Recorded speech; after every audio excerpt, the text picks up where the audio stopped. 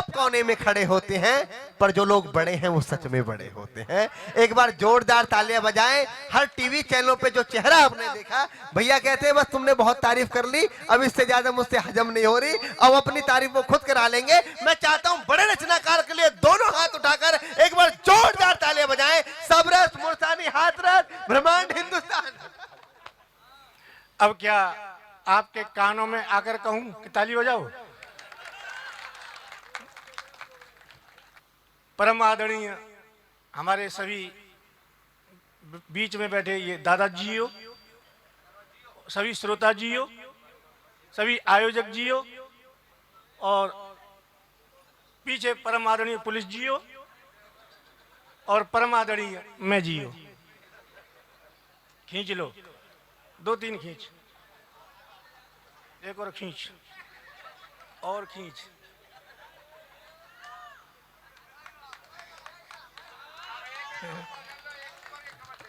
अब ये जो फोटो खींची है मेरी, इसकी एक बड़ी फोटो बनाना और अपने बेडरूम में लगा लेना,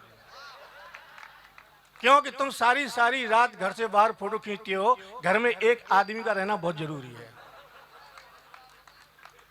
और मैं तो ये कह रहा हूं कि कैमरा उसके भी पास होगा, वो कोई खास सीन खींच रहा होगा। कैमरा उसके भी पास होगा, वो कोई खास सीन खींच रहा होगा। तुम मेरी फोटो यहां खींच रहे हो, तुम्हारे घर कोई और खींच रहा होगा। लेकिन फिर भी बहुत अच्छा, thank you, I love you. देखिए, मैं बैठा था, कार्यक्रम जब से हुआ, आपने देखा होगा एक मदारी आता है और वो तौलिया साफी की एक सांप बनाता है यूं, और उसके मुंह में बीड़ी लगा देता है और वहां रख देता है। फिर कहता है देखना ये सांप बीड़ी पिएगा, ये सांप बीड़ी पिएगा। फिर बीच में अपने मंजर बेचने लग जाता है, और फिर आधा घंटे बाद फिर कहता है देखना ये सांप बीड़ी पिएगा, ये सांप बीड़ी पिएगा। फिर उसके बाद फिर अपना बीच में कुछ दिखाता है, धंधा करता है। फिर आधा घंटे बाद देखना ये सांप बीड़ी पिएगा, बीड़ी पिएगा। ऐसे वो अमित कह रहा कि हमें ये सम्मेलन सबरस मुल्तानी तक ले जाना है। फिर बीच में दारा दूर बेचता है, फिर बीच में कहता है हमें तो वहां तक ले जाना है, सबरस तक ले जाना है, और अंत में बीड़ी को मदारी खुद पी जाता है। तो मेरी स्थिति ऐसी हो गई, बीड़ी खुद पी गई, सिगरेट मेरे लिए क्या बचा, कुछ भी नहीं। लेकिन जितने भी श्रोता हैं, मैं आपका धन्यवाद करता हूं। ये कवि सम्मेलन अभी और जमेगा, इतना जमेगा, जितनी जितनी सर्दी पड़ेगी उतना ही उतना जमेगा। सर्दी से बहुत चीजें जम जाती हैं, तो ये जमेंगे और जमेगा। मैं तो अभी उत्तराखंड में गया, इतनी सर्दी पड़ रही थी वहां कि जो भी कभी आता माइक पर उसकी आवाज जम जाती, और श्रोता छाता लेके बैठे हुए। मेरा नंबर आया, मेरी आवाज जम गई, मैंने माइक पर बोला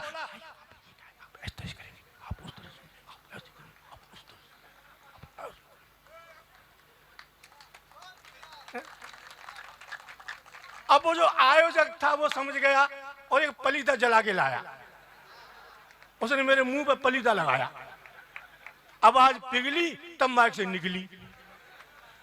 तो ये अमित है, ये सुनाएगा।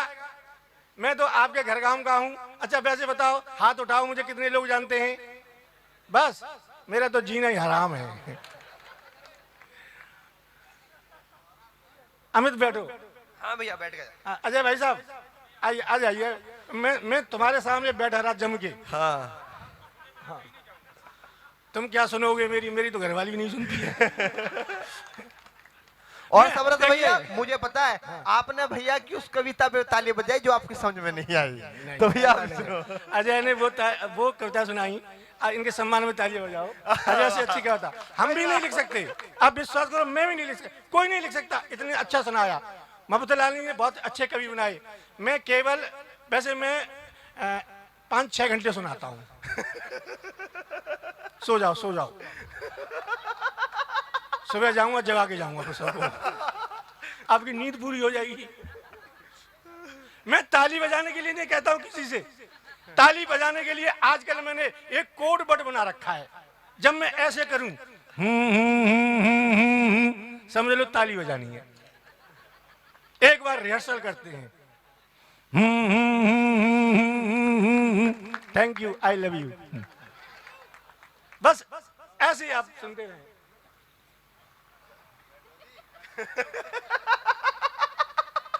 ये भी बीड़ी पीने जा रहे हैं।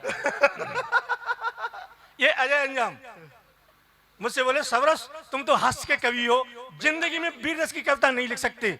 आप विश्वास करो, जब अजय अंजाम ने मुझे चैलेंज किया कि मैं वीर रस की कविता नहीं लिख सकता, तो विश्वास करो मैंने वीर रस की एक लाइन की कविता लिखी है। संसार में आज तक कोई कभी एक लाइन की कविता नहीं लिख पाया। वाह। और लिख भी लेगा तो मेरा क्या करेगा। एक लाइन की कविता देख लें आप, सिर्फ एक लाइन की कि ए पाकिस्तान तू कुछ भी कर ले अंत में मरेगा। कविता खत्म। भाई वाह, भाई कोई जवाब नहीं, इस लड़के का जोरदार ताली हो जाए। वाह भाई तुम आधा आधा घंटे तक कविता सुना रहे हो और वो अंत में बात ये तू तो मरे हो। एक लाइन की कविता है केवल पाकिस्तान पे। तो मैं सच कहता हूं, देखो एक बात और बताऊं, मेरे मोहल्ले में एक आदमी ने अपने लड़के का नाम रख लिया है अमेरिका। तो मैंने कहा भाई साहब तुमने अपने लड़के का नाम अमेरिका क्यों रखा? बोला भाई साहब मैं तो इसी बहाने अमेरिका का बाप बना बैठा हूं। बोल अमेरिका का बाप तो मेरे मोहल्ले में रहता है। अब मेरे साले ने अपने लड़के का नाम रख लिया पाकिस्तान। तो मेरा दोस्त बोला तुम्हारे साले ने अपने लड़के का नाम पाकिस्तान रख लिया है, पाकिस्तान तुमसे कुछ नहीं कहता है? मैंने कहा कहता है। बोले क्या? नहीं फूफा। भाई वाह, ताली। ये क्या करेंगे अमेरिका और चीन पाकिस्तान, क्या करेंगे भारत का? मैंने दो लाइनें की कि ये जो पाकिस्तान और चीन हैं दोनों बड़े कमीन हैं। ये जो पाकिस्तान और चीन हैं ये बहुत बड़े कमीन हैं, और जो बहुत बड़े कमीन होते हैं उनके बहुत बुरे दिन होते हैं। क्या करेंगे ये हमारा प्रधानमंत्री मोदी, और वो पाकिस्तान कहता है और वो चीन आंखें दिखाती है। आपने चीन की आंखें देखी होंगी, ऐसी ऐसी आंखें चीनी वाली, ऐसा लगता तोता है पानी में भिगो के फेंक दिया है। अब वो आंखें दिखाएगा हमें। और चीनी आपने देखे होंगे 2.5 फुट के। अब मैं खड़ा हो गया यूं, अब मुझे आंखें दिखा रहा हूं, मैं 5 फुट का, वो 2.5 फुट का। पूरे चीन में एक आदमी मिला वो 5 फुट का था। तब मुझे विश्वास हुआ कि चीन में मेरे पिताजी कभी घूमने गए थे।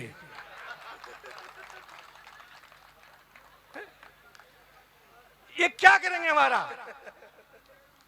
कि राधे राधे बोल के पी जाएगा, कृष्णा कृष्णा बोल के पी जाएगा, बम बम भोले बोल के पी जाएगा। हमारा प्रधानमंत्री चाय वाला है, जितनी चीनी है तुम्हारे चीन में उतनी चीनी तो एक कप चाय में घोल के पी जाएगा। भाई वाह, जिंदाबाद जिंदाबाद। कितनी चीनी? एक कप में इतनी चीनी, इतनी चीनी। क्या करेगा ये? 2 लाइन की कविता और सुन ले। ये लिखते हैं ए ओबामा ए जॉर्ज बुश। वाह। ए ओबामा ए जॉर्ज बुश, तुमने मिलकर इराक कर दिया पुश। तो मन में हो रहे हो बहुत खुश, तो मन में हो रहे हो बहुत खुश, मगर ए ओबामा ए जॉर्ज बुश भूल से जो भारत में गए घुस, तो तुम्हारी खाल में भर देंगे घुस।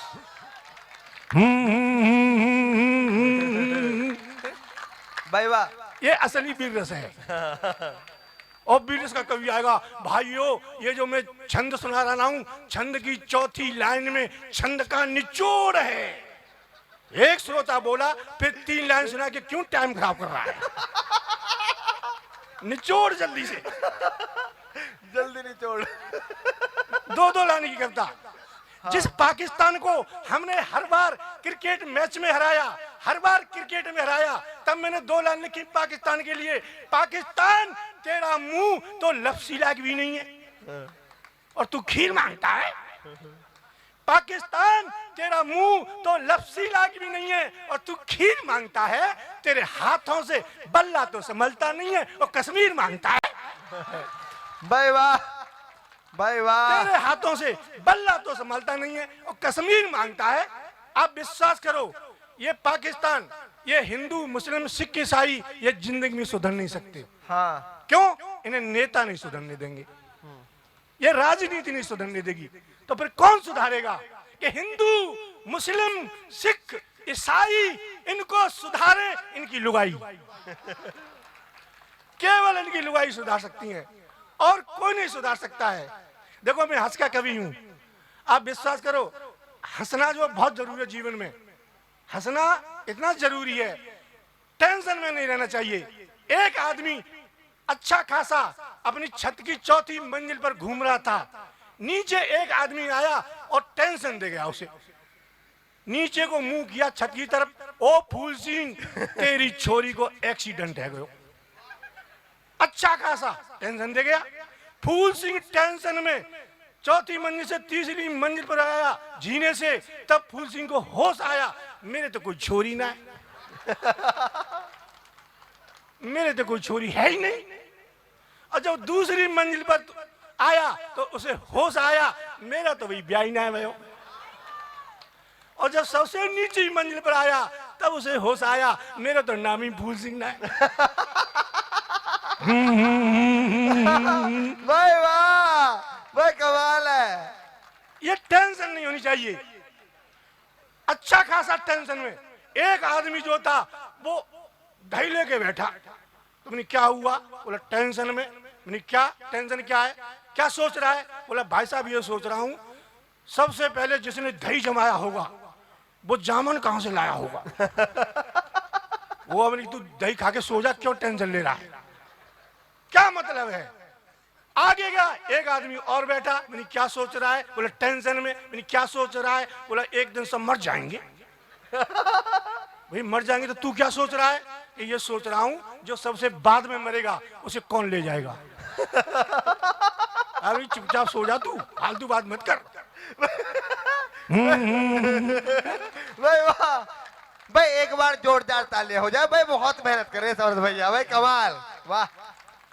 तो मैं हंस का कवि हूं, एक गीत सुनाना चाहता हूं। स्वागत। वैसे मैं 3 तरह के गीत गाता हूं, सुर के, असुर के, ससुर के। बाबा वास्तव में आप मुझे सबसे अच्छे लग रहे। देखो एक बात बताऊं, मैं हास्य का हूं, लेकिन कभी कभी हास्य रस में करुण रस उत्पन्न हो जाता है। हास्य में करुण कैसे उत्पन्न होता है? एक बुढ़े थे, वो मर गए, अब उन्हें 1 साल हो गया, तो जो बुढ़िया थी दादी, वो दीवार पे बुढ़े की फोटो लग रही। हास्य में करुण रस कैसे उत्पन्न होता है?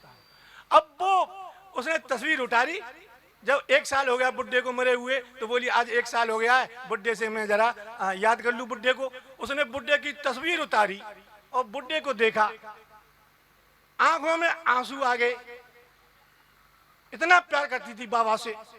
बुढ़े को फिर रुमाल लेके उसका मुंह पूछा।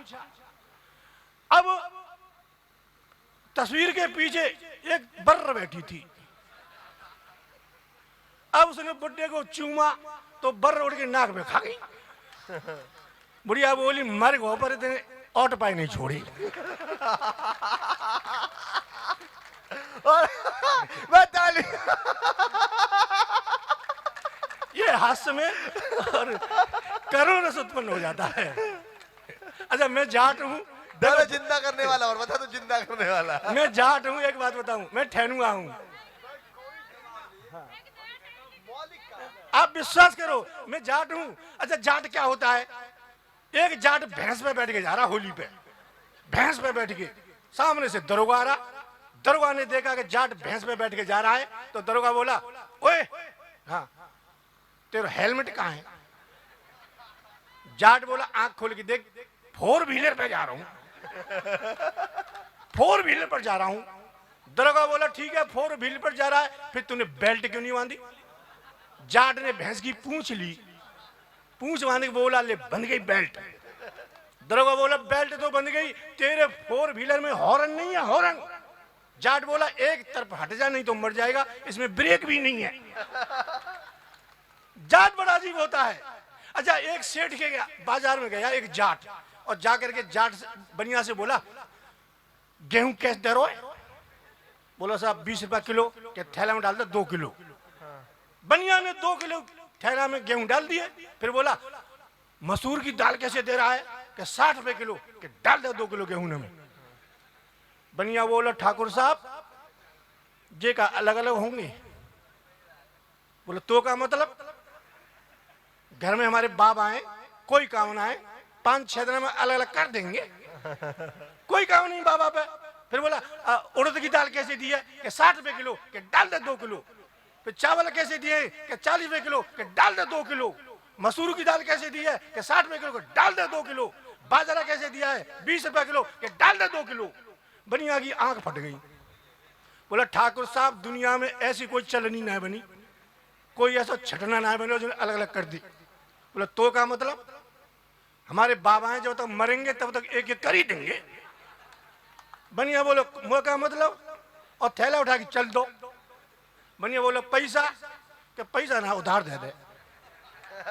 बोलो उधार ना दूंगा। कि धल्ले पे थैला तू। भाई जोरदार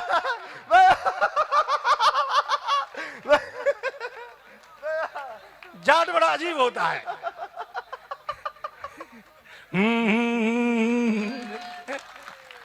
वास्तव में जाट होता ही ऐसा है। तो बनिया बोला कि ठहर ले जाओ ले जाओ, 1 हफ्ता बाद दे जाना, कि 2 साल बाद दूंगा। बोला ले जाओ। अच्छा, जाट में जो बुद्धि आती है 12 बजे। एक गांव में ब्राह्मणों में और जाटों में लड़ाई हो गई, तो पंचायत जुड़ी। बोले क्या चाहते हो? तो दोनों पार्टियां बोली कि सारे काम अलग अलग, यहां तक कि हमारे शमशान घाट भी अलग अलग। वाह। तो ब्राह्मणों का शमशान घाट गांव से 5 किलोमीटर दूर बना, और जाटों का शमशान घाट गांव से सटके बना। सर्दी पड़ी, आधी रात हुई, ओले पड़े, बारिश आई, रात के 2 बजे एक ब्राह्मण चल बसा। तो सारे ब्राह्मण बोले रात के 2 बजे ओले पड़ रहे हैं, 5 मीटर लादगे से कौन ले जाए 5 किलोमीटर? फिर रात में कौन देखता है? जाटों के शमशान घाट में फूंक दो। ब्राह्मणों ने अपने ब्राह्मण को जाटों के शमशान घाट में फूंक दिया। सुबह जाटों को पता लगा कि ब्राह्मण हमारे शमशान घाट में अपना ब्राह्मण फूंक गए, तो जाटों को इतना गुस्सा आया, जैसे ही अगली रात हुई जाटों ने जबरदस्ती 2 जाटों को मार गिराया। और रात के 2 बजे 6 किलोमीटर लाद के लेके 2 लाशों को ब्राह्मणों के शमशान घाट में फूंक के बोले वो ले लिया बदलाव, क्या करेगा भाई वाह, जोरदार तालियां भाई, कमाल। वास्तव में जाट बड़ा अजीब होता है। कमाल। देखो अमित मुझसे बाद में पड़ेगा, मुझे टाइम कम लेना चाहिए। अब देखो मैं वैसे जाट हूँ। ले लो कोई बात चलो नहीं, चलो कोई दिक्कत मैं वाली बात नहीं। आपकी मांग भर रहा हूँ। चलो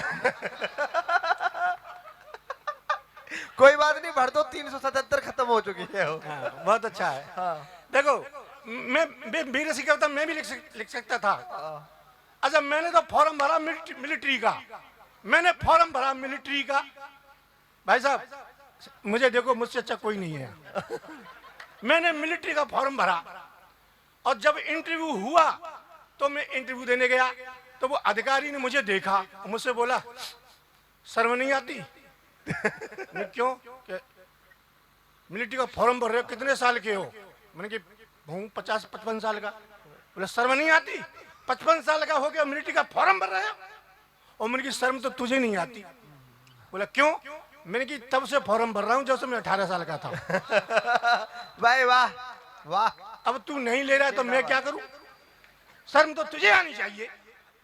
अब वो अधिकारी बोला वो इंटरव्यू तो कल का है, और तू आज क्यों आ गया इंटरव्यू देने?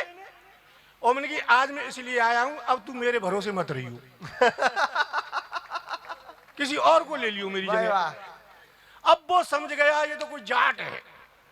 मुझसे बोला लगता है तुम जाट हो? मैंने हाँ जाट हूँ। क्या तो तुम्हें लूंगा? मैंने कैसे लेगा? कि कोई वीरता दिखाओ। मैंने क्या वीरता दिखाऊं? बोले युद्ध हो रहा है पाकिस्तान से कारगिल का, जाओ कुछ करके दिखाओ। और मैं भेज दिया युद्ध में जाट रेजिमेंट में, और सामने मुस्लिम रेजिमेंट, और घोषणा की गई सुबह 7 बजे युद्ध होगा पाकिस्तान में भारत की सेना में। अब क्या हुआ, जाट जाट ठहरे सुबह 7 बजे ही, और मुस्लिम रेजिमेंट के जवान 7 बजे ही आ गए, और जाट में अकेला हुए 12 बजे धर्मशाला में पड़े पड़े बीड़ी पी रहे, सब बीड़ी पी रहे सैनिक। अब 12 बजे तो उन्हें होश आया कि युद्ध होना है। 12 बजे तक मुस्लिम रेजिमेंट के जवान आधे तो वैसे ही मर गए इंतजार में कि जी गए कहां, ये गए कहां। अब जैसे ही 12 बजे बुद्धि आई और बोले भाई युद्ध होना है, तो 2-3 जाट बोले हमारी तो राइफल मुही रह गई, धर्मशाला में रह गई, अब कहां जाए हम। एक बोले कोई बात नहीं, चलो लात घूंसों से मार देंगे। मैं आया उनके साथ में, सामने मुस्लिम रेजिमेंट, इधर जाट रेजिमेंट, मैं खड़ा हुआ। मैंने कहा राजबुद्दीन खान, वो खड़ा हुआ, किसने पुकारा, डिशूम। बबरुद्दीन खान खड़ा हुआ, किसने पुकारा, डिशूम। समादुद्दीन खान, किसने पुकारा, डिशूम। सिवादुद्दीन खान, किसने पुकारा, डिशू। मैंने 15-20 ढेर कर दिए। अब वो मुस्लिम रेजिमेंट के जवान समझ गए कि 12 बज गए, अकल आ गई। दूसरा बोला जैसे ये हमें मार रहा है, हम भी तो इसे नाम लेके मार सकते हैं। बोला हाँ मार सकते हैं, कि मारो। वो खड़ा होके बोला सबरस मुरसानी, मैं समझ को चटका देगा मुझे। और मैं वहीं झुक गया। 20 मिनट झुका ही रहा। 20 मिनट के बाद मैं खड़ा हुआ। मैं बोला मुझे किसने पुकारा, वो खड़ा होकर बोला मैंने, डिशू।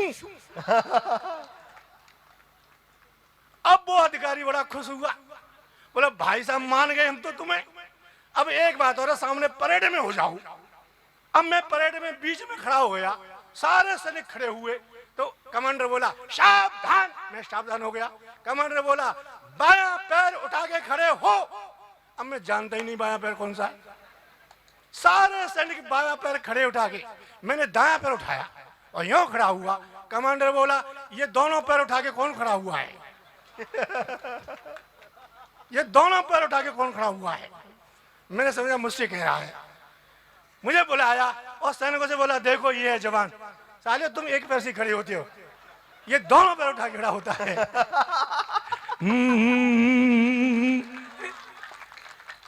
अब मुझसे वो बोला अधिकारी कि भाई मान गई तुम्हें, अब एक काम और करना है। मैंने क्या, कि रक्तदान और करके आ और तू परमानेंट। मैं गया डॉक्टर के पास रक्तदान करने। डॉक्टर बोला क्यों आए, नहीं डॉक्टर देशभक्ति का जुनून है, मैं खून देने आया हूँ, रक्तदान करने आया हूँ। डॉक्टर ने मेरी तरफ देखा और मुझसे बोला पहले फॉर्म भर रक्तदान का। मैंने रक्तदान का फॉर्म भर दिया।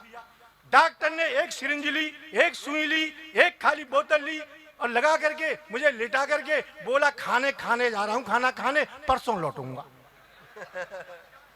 मैंने कहा डॉक्टर तू परसों लौटेगा, मैं मर गया तो? बोला तो 3 महीना में भरेगी, तो मैं खून ही ना है, 3 महीने में भरेगी। अच्छा मैंने कहा डॉक्टर मैं मर गया तो? बोले मर जा, मुझे कोई गम नहीं। मैंने क्यों, कि देख तूने फॉर्म कैसा भरा है। मैंने कहा दिखा। उसे मुझे फॉर्म दिखाया। उस बेईमान डॉक्टर ने रक्तदान की जगह प्राणदान का फॉर्म भरवा दिया मुझसे।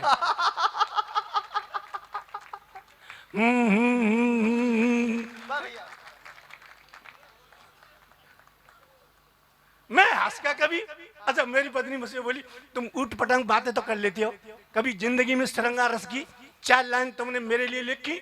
पत्नी ने चैलेंज किया तो मैंने कहा सुन तेरे लिए 4 लाइन लिखी है। पत्नी बोली सुनाओ। अच्छा दादा मेरी पत्नी का रंग कैसा है, जैसे मेरे बाल हैं श्याह काला।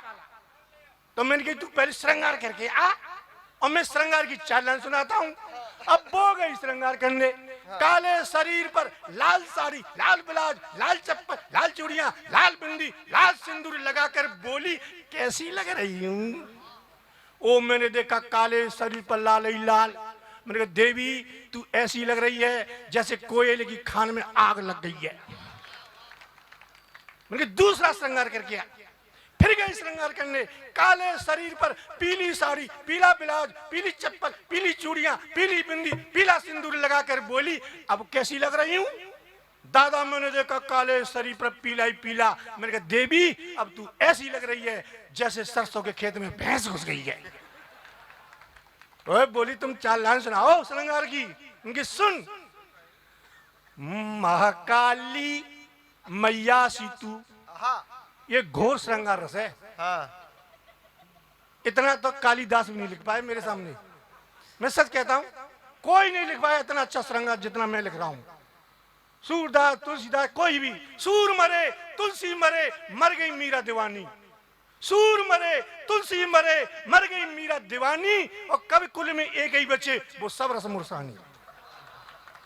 मैंने कहा कि माँ काली मैया सीतू, श्याह काली कढ़ैया सीतू। महाकाली मैया सीतू, श्याह काली कढ़ैया सीतू, बर्र सीतू ततैया सीतू।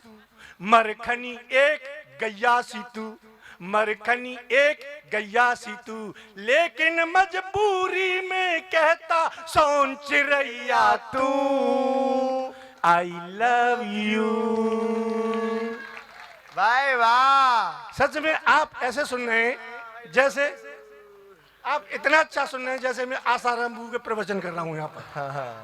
मुझे बहुत अच्छा लग रहा है। लेकिन दादा एक बात बताऊं, पत्नी एक दिन खाना बना रही थी तो मैंने उससे पूछा, प्रिय, चूल्हे की पहली रोटी किसी गाय को खिलाई जाती है और अंतिम रोटी किसी कुत्ते को खिलाई जाती है। चूल्हे की पहली रोटी किसी गाय को खिलाई जाती है और अंतिम रोटी किसी कुत्ते को खिलाई जाती है, इसीलिए मेरे गले में माला डलवाई जाती है। ये अच्छा था। चूल्हे की पहली रोटी किसी गाय को खिलाई जाती है, अंतिम रोटी किसी कुत्ते को खिलाई जाती है, मगर मेरी समझ में यह नहीं आती है ये दोनों ही रोटियां तू मुझे ही क्यों खिलाती है। ये दोनों ही रोटियां तू मुझे ही क्यों खिलाती है। पत्नी बोली, हे प्राणनाथ, ऐसा करने से पति के दिमाग में पत्नी के प्रति सेवा भाव सवार हो जाता है, क्योंकि पति गाय की तरह सीधा, कुत्ते की तरह वफादार हो जाता है। वाह भैया। गाय की तरह सीधा, कुत्ते की तरह वफादार हो जाता है। अभी आपने देखा होगा, हाँ। मोदी जी ने 2 साल पहले वो है नोट बंद कर दिए। हाँ। और बोले मोदी जी, भाइयों, अच्छा मेरी पत्नी का रंग काला, संसार में पति का सबसे बड़ा धन उसकी पत्नी होती है। अब भले ही मेरा काला धन सही। अब मोदी जी बोले तो भाइयों, काले धन को बदल ले जाओ। मैं लुगाई को लेके पहुंच गया, बदलो मोदी जी बदलो। अब मोदी जी ने मेरी पत्नी को देखा और मोदी जी मुझसे बोले 50% लगेगा, 50% लगेगा। अब मुझे हंसी आ गई। मोदी जी बोले क्यों हंस रहा है? मैंने कहा मोदी जी ये 50 साल की है, अब तो 25 साल की लेके जाऊंगा। ये स्थिति पैदा हो गई। मेरी पत्नी वास्तव में बहुत अच्छी है, अब इनकी अच्छी होने वाली, लेकिन मेरी बहुत अच्छी है। मैं सच कहता हूं। देखो टाइम मेरे पास, मैंने बताया 6 घंटे सुनाता हूं। ना ना भैया, ये मुझे बैठा कोर्स रहा है। अच्छा एक बात, ज्यादा नहीं, केवल 1 घंटा और ताली बजाओ यार। मैं गीत बहुत लिखता हूं, पर लिखता नहीं क्योंकि मैं लिखता ही नहीं। अच्छा देखो, मेरी जो पत्नी मेरे सामने खड़ी हुई और मुझसे बोली, मैं पत्नी से बोला, देख मैं एक फिल्म बना रहा हूं, तू फिल्म में काम करेगी?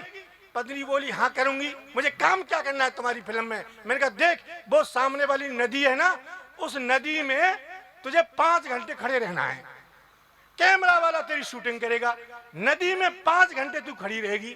तो पत्नी बोली फिल्म का नाम क्या है? मैंने कहा गई भैंस पानी में, गई भैंस पानी में। अब 2 दिन बाद मुझसे बोली मैं फिल्म बना रही हूं, तुम काम करोगे फिल्म में? नहीं करूंगा। काम क्या करना है? बोली कुछ नहीं, नदी से घर आना है, घर से नदी जाना है, नदी से घर आना है, कैमरे वाला तुम्हारी शूटिंग करेगा। मैंने कहा तेरी फिल्म का नाम क्या है? बोली धोबी का कुत्ता, घर का ना घाट का। इस तरह की बातें करती है वो। पर एक बात बताऊं, देखो आप गांव के लोग हैं, मैं एक बात, आप बड़े बूढ़े लोग बैठे हैं, एक बात बताना चाहता हूं, जो जो आदमी की उम्र बढ़ती है त्यों त्यों उसका सम्मान घटता है। सच कहता हूं, आदमी की उम्र बढ़ती है उसका सम्मान घटता जाता है। लक्ष्मी जी से उल्लू ने ये कहा, हे लक्ष्मी जी, तुम्हारी हर घर में हर रात को हर समय पूजा होती है। तो लक्ष्मी बोली, मैं क्या करूं?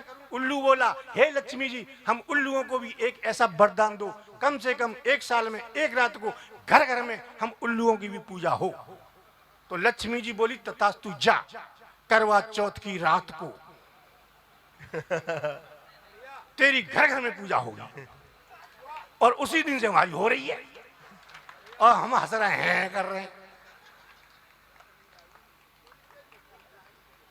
उम्र बढ़ती है, सम्मान घटता है।